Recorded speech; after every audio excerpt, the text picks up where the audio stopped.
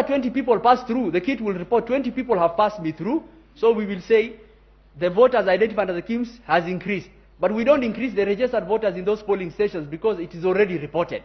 So the relationship is not one-to-one. And you have to understand, and this is the confusion that is coming, we have to understand, the only way you will know the total registered voters is when all the KIMS have reported. So when all the KIMS had reported, because this is a snapshot of that information in time, when all the KIMS had reported, the voter turnout was 64.7103. So what was remaining that time? Only the manual voters. How many? 86,899. So it's good to understand that, because if someone just looked at this information, you will come with all manner of confusion. So the kit will report, once one voter passed through the kit, we say one voter identified, but the column of registered in that policy we put 700. But the voters will keep on going through the kit.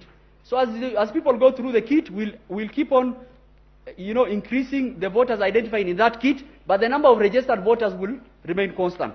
The issue of the Venezuelans, they were involved in deploying of infrastructure and the servers platform. They did not have any access to the RTS. Look at the affidavit of Michael Ouma. Look at the affidavit of Hilda Kavongo. It actually shows the kind of rights they had. There was no unauthorized access, and in fact the scrutiny report will bear that out. Did the postponement of elections in those counties only affect presidential voter turnout? I have indicated that is a hypothesis that has been laid out before the court. It is not borne out by the data. In fact, the voter turnout was comparatively the same. If there is no agent, Justice Mulu asked, if there is no agent, what happens? The integrity, the processes that we have in terms of the KIMS return, in terms of the portal, even if there is no agent, we can actually confirm what happened. So it's not the role of even if someone said I did not have an agent, but my votes have been tampered with, we can be able to find out. Demonstrate, go to the last page. In the 40 seconds, Madam CJ, I can demonstrate that. If you look at that form, that is a form, the agent copy. If you look at the second last one, where it starts from demonstrate 34A, please. So look at that form. So side by side, it's the agent copy and what is in the portal. We have marked all the places that what is wrong with that form. What is wrong with that form? If you look at the elevation of the camera, same. If you look at the IBC logo in the background, both images.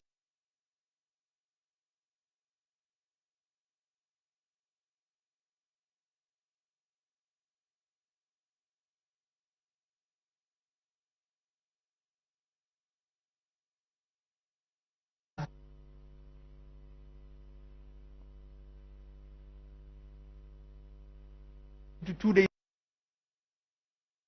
Actually, you can check all the edits.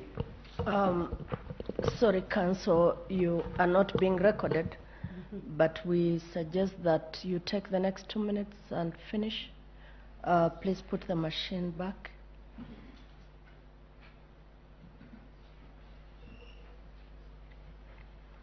You're about the end, right? Yes, I am to the question that Madam Chief Justice and the President of the Court asked. I gave two examples. If you can just go back, I think I'll start with the first one. The 185, yeah. If you can go back.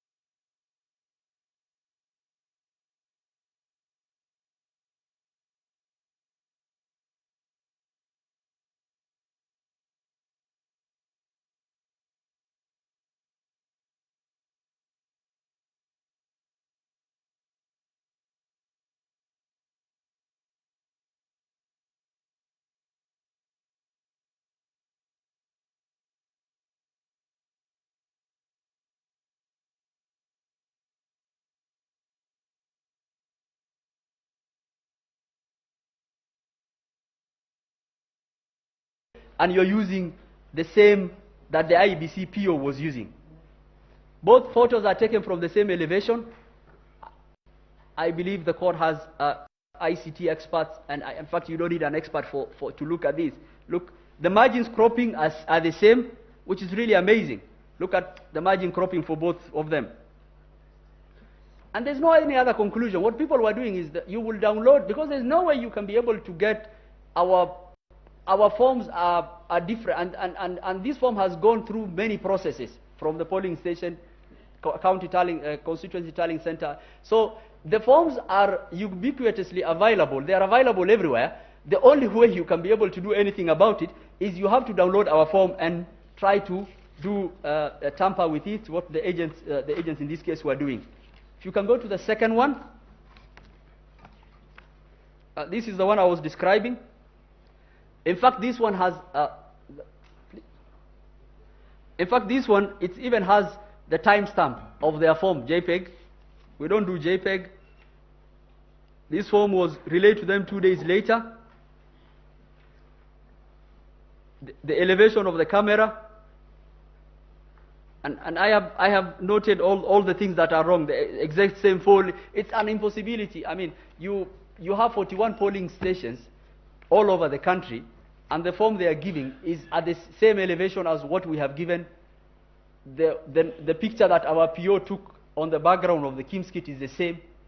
And you can tell, and the reason why we were saying that it's an impossibility is because there's nothing else you can change from those forms. You cannot change the signature of the agents. It's an impossibility. The only thing you can change is the tallying. You can try changing to JPEG and try to amend the tallying. And that is really important. That is the crux of this matter, and the court has to look at that and actually make a finding. I will try to also to Justice Ouko's question about the stray ballots. I just want to mention that the court report bears out the assertion of the IEBC. If you look at the report,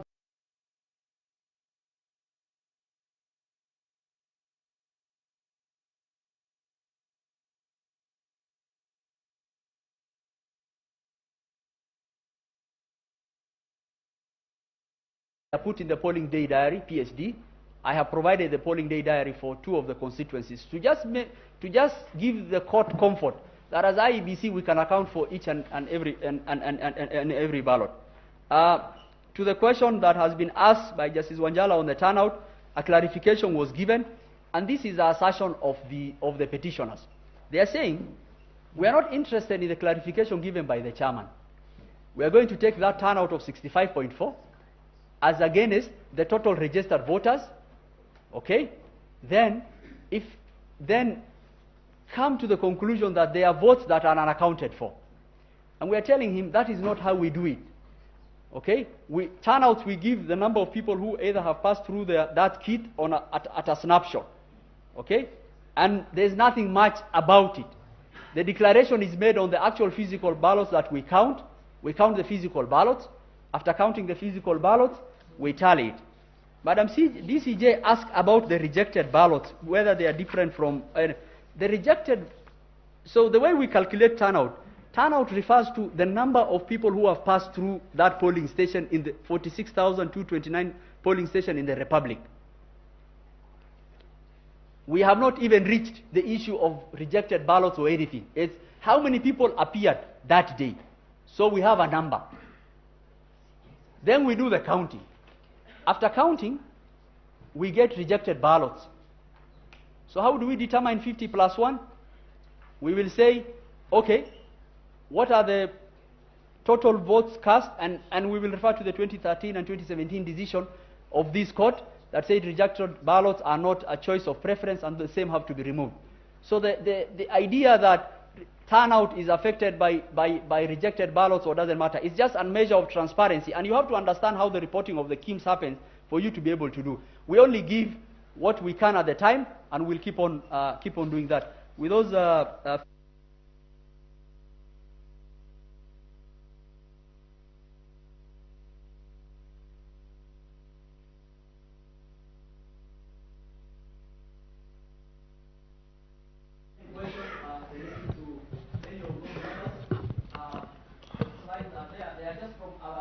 Thank you, Councillor. You're not even being heard. But thank you for answering our questions. On the kit, please deal with the registrar of the court. Thank you for your assistance. Your time is up.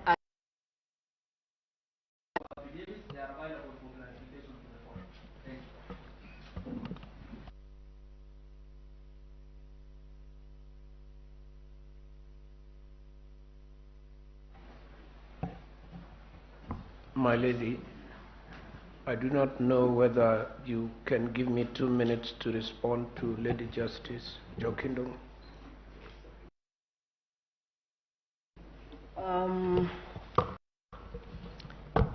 You're not helping me to do my day's work very nicely. I'm sorry. But 2 minutes would mean 2 minutes. Yes, please. So that you don't go away saying you are not heard. Thank you very much, Deputy Chief Justice. The Honorable Justice Jokindong wanted to know from me of my personal experience as a draftsman of the original Constitution, what our intentions were when we created independent commissions. And my simple, straightforward answer is, we were trying to create greater autonomy and functional independence. You would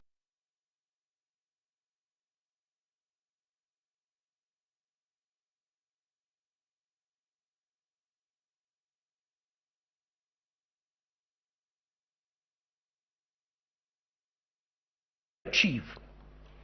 The one thing we achieved is that we created independent commissions that do not function in the same way. For example, this commission, the Electoral Commission, the chairman has executive authority, because this is one of the very few commissions where the commissioners themselves do some actual work. This is very different from EACC.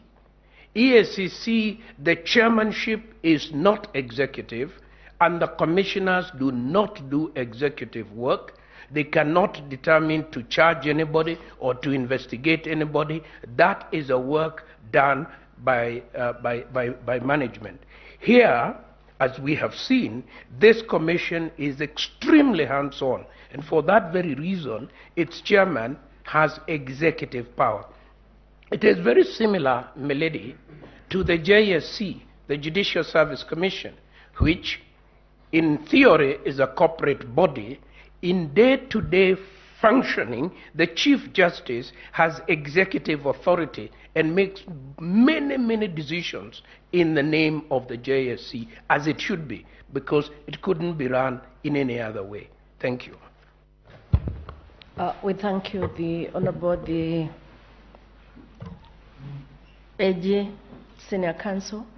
Thank you very much. At this juncture, I return this to the Judge President to lead the proceedings. Yes. Yes. Thank you for that session. We are really mindful of the time today because we wanted to finish these proceedings at least by midday. We had allocated the petitioners, the main petitioners, 1 hour to do the rejoinder, and then the other petitioners were allocated 15 minutes. So this is the time now for the main petitioners, the team led by Senior Counsel Honorable Rengo.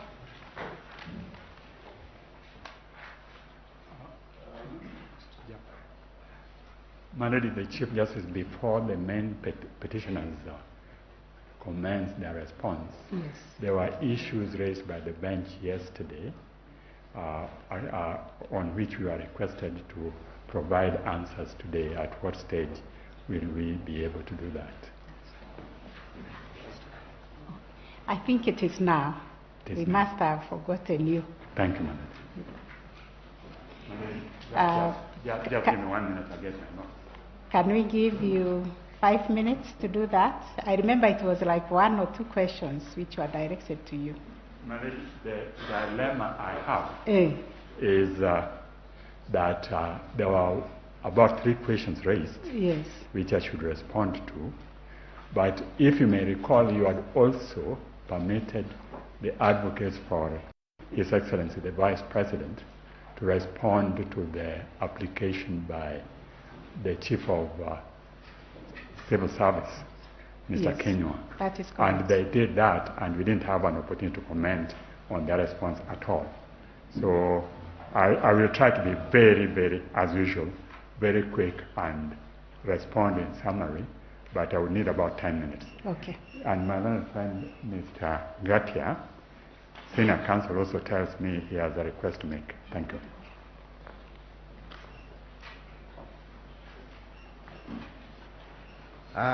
Madam Chief Justice, you recall yesterday how gracious I was. I donated 32 minutes to court. Are you claiming it back? No. No, I will not do that because the court has work to do. All that I request is 5 minutes, nothing more than 5 minutes of your time. We are doing quite well this morning.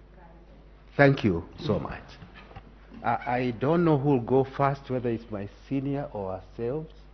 I think you can go first.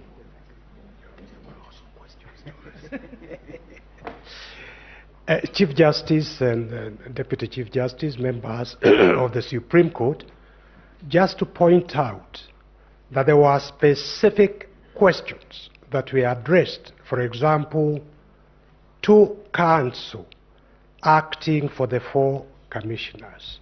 And we would like to know at what point we are expected to respond to those questions.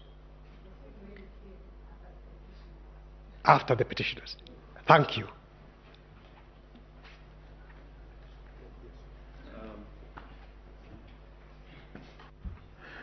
Good morning, Madam Chief Justice and members of the court. I seek a little clarification because similarly we had several questions directed to us which we thought we would react to before we make our rejoinder. And I thought yesterday you had clearly stated that we'd have 30 minutes. We had about 27 questions. Are we at liberty to proceed to answer those questions right away?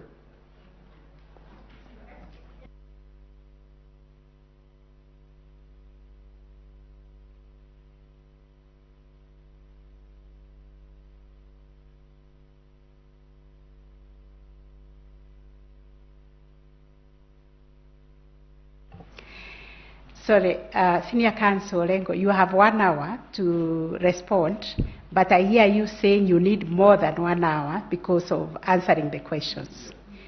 And therefore you're asking for another 30 minutes. With a little bonus. We can see what we can do with 1 hour. If you extend maybe 15 minutes. It would not be enough. There's a very important question which just... It's all right, because even the time we are wasting now, you could be answering. Yeah, so in, yes. in the 30 just minutes... asking you to be kind, because we really have to get to the real business Yes. of writing the judgment. Thank you. And we don't have much time. In the 30 minutes that we'll be answering those questions, Yes. my lady and my lords, you'll be addressed by my learned friend, Mr. Otiende Amolo, particularly on the question of turnout, which was asked by Justice Wanjala, and Firoz Norji, Senior Counsel, Paul Mwangi, and Ms. Julie Soweto will address you in those 30 minutes. And I invite Senior Counsel Otiende Amolo to address you on the first question. Yes. Not yet. Not yet. Not yet. Yes. Senior Counsel Oraro, please, or is it Gatia?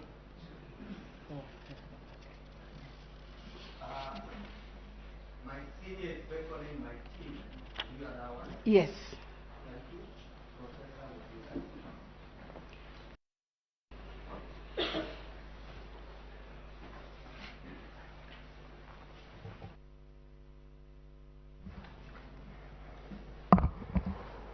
Chief Justice, Deputy Chief Justice, distinguished judges of the Supreme Court. Actually 3 questions were asked that are relevant to our submissions yesterday, paraphrased as follows. 1, if the National Security Advisory Council 4 knew the results before they went there, and 2, why would the result not be announced the next day to build consensus, and 4, what would be the effect of the non-involvement of the 4 commissioners in the verification and tallying vis-a-vis Article 138(3)(c. Our response is as follows. 1, it is our submission that all factors point to an inescapable conclusion that the 4 members of the National Security Advisory Council, by the time they went to the Bomas of Kenya National Tallying Center, and by the time the head of public service placed a call on the returning officer of the presidential election, by that time they knew. And this is our evidence. By the morning of the 15th, letters had been issued by the returning officer of the presidential election, Mr. Chebukati, to all the presidential candidates and members of their family to be at the National Tallying Center for the declaration of results at 3 p.m. on that day. And my client already had received that invitation. I believe the other presidential candidates had those letters. And therefore, they knew by the time these 4 these state officers went to the National Tallying Center, they knew that the verification tallying had been completed, and what was pending was the declaration of the final result. It is our submission, Chief Justice, distinguished judges of the Supreme Court, that these 4 went to the National Tallying Center not for any other reason but to try to interfere with the declaration of results and thereby try to alter the sovereign will of the people of Kenya, which had already been verified and tallied in accordance with Article 138(3)(c). 2, it is our response that the results could not be announced the following day because, according to the affidavit of the chairperson of the commission, and I'm using the word chairperson on advice by Justice Ndongo, which I agree with entirely, that by that time it was not possible for any form of consensus, because then the follow-up question was, I think from Justice Lenaola, why, for example, the returning officer would not have waited for an extra day, which he had, to build consensus on the 4 walk-away commissioners. It was not possible. It was very clear that the intention was to try and veto the will of the people, and therefore the chairman had to declare those results. Number 3, the 4 who left, also their colleagues had been injured, and so the chairman had, in our view, make the announcement that day because of the gravity of the situation. Finally, the question that this court ought to ask itself is whether the working away of 4 commissioners at the tail end of a process which they have admitted was complete, except the declaration, can veto the sovereign will of the people of Kenya? Can the walking away of commissioners at the tail end of a process they have been involved in be the basis of vetoing the right to franchise in Article 38 of the Constitution, which is the expression of the voter? Thank you, and we prayerfully submit.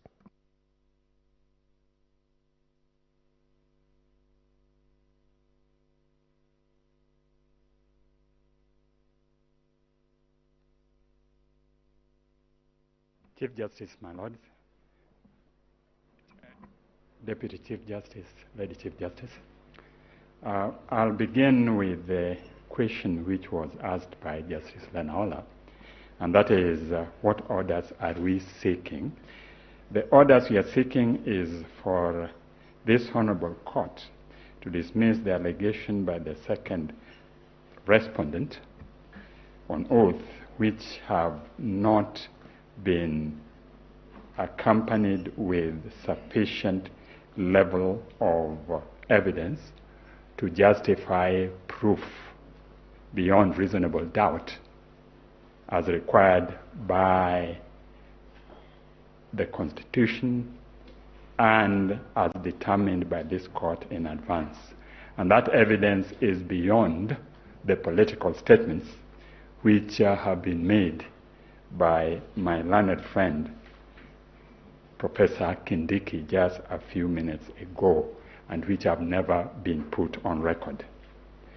On the issue of Rule 87.3, my view and my humble submission is that rule, contrary to the provisions of Section 39 of the Elections Act and Article 183, 3C, is the only regulatory framework which confers those powers which have been reserved for the Commission and grants them to the chairman.